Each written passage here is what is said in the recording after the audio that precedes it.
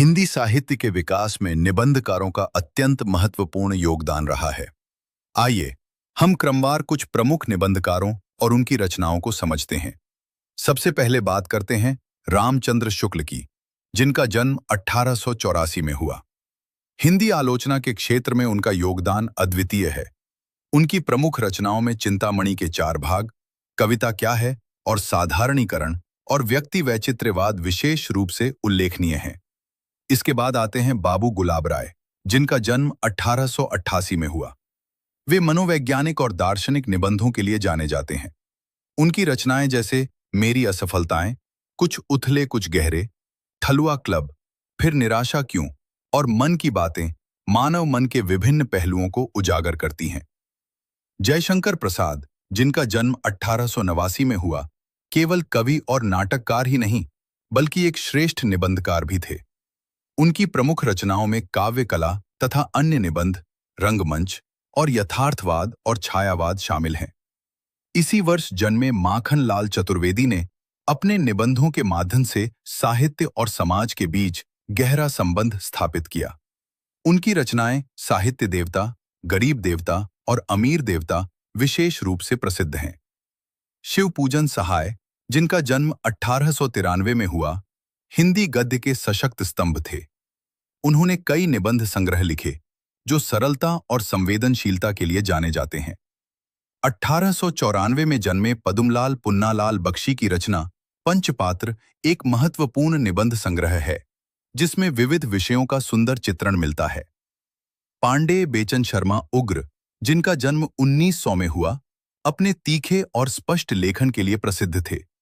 उनकी रचनाएं गाली और बुढ़ापा समाज के यथार्थ को उजागर करती हैं। इसके बाद आते हैं रामवृक्ष बेनीपुरी, जिनका जन्म 1902 में हुआ। उनकी रचनाएं गेहूं और गुलाब, लाल तारा और वंदेवाणी विनायकों साहित्य और समाज का जीवंत चित्र प्रस्तुत करती हैं। नंद दुलारे वाजपेयी, जिनका जन्म 1906 में हुआ, हिंदी आलोचना के प्रमुख स्तंभों में से एक थे। उनकी रचनाएं नया साहित्य, नए प्रश्न, हिंदी साहित्य, 20वीं शताब्दी और आधुनिक साहित्य अत्यंत महत्वपूर्ण हैं। 1907 में जन्मे हजारी प्रसाद द्विवेदी बहुआयामी प्रतिभा के धनी थे। उनकी रचनाएं कुटज, अशोक के फूल, नाखून क्यों बढ़ते हैं, पुनश्च, कल्पलता, विचार और वितर्क और प्राचीन भारत के कलात्मक विनोद अत्यंत प्रसिद्ध हैं।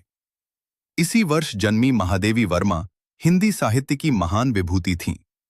उनकी रचनाएं श्रृंखला की कड़ियां, चिंतन के क्षण, क्षणदा, साहित्यकार की आस्था तथा अन्य निबंध और संधिनी विशेष रूप से उल्लेखनीय हैं। रामधारी सिंह दिनकर, जिनका जन्म 1908 में हुआ, ओजस्वी कवि के साथ साथ एक श्रेष्ठ निबंधकार भी थे। उनकी प्रमुख रचनाएं मिट्टी की ओर, रेती के फूल और अर्धनारीश्वर हैं। जैनेन्द्र कुमार, जिनका जन्म लगभग 1905 में हुआ, मनोवैज्ञानिक निबंधों के लिए प्रसिद्ध हैं। उनकी रचनाएं सोच विचार, साहित्य का श्रेय और प्रेय, मैं और वे, जड़ की बात, मंथन, इतस्ततः और पूर्वोदय उल्लेखनीय हैं। यशपाल, जिनका जन्म लगभग 1903 में हुआ, प्रगतिशील विचारधारा के लेखक थे। उनकी रचनाएं देखा सोचा समझा, न्याय का संघर्ष और चक्कर क्लब समाज के यथार्थ को सामने लाती हैं। अज्ञेय, जिनका जन्म 1911 में हुआ, आधुनिकता के अग्रदूत माने जाते हैं।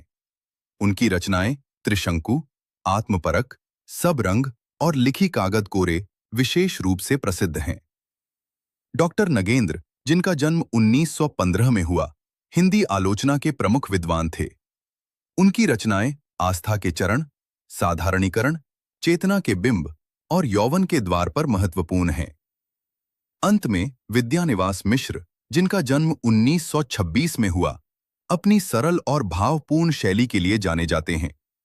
उनकी रचनाएं आंगन का पंछी और बंजारा मन, मैंने सिल पहुंचाई, छितवन की छां और तुम चंदन हम पानी अत्यंत लोकप्रिय हैं।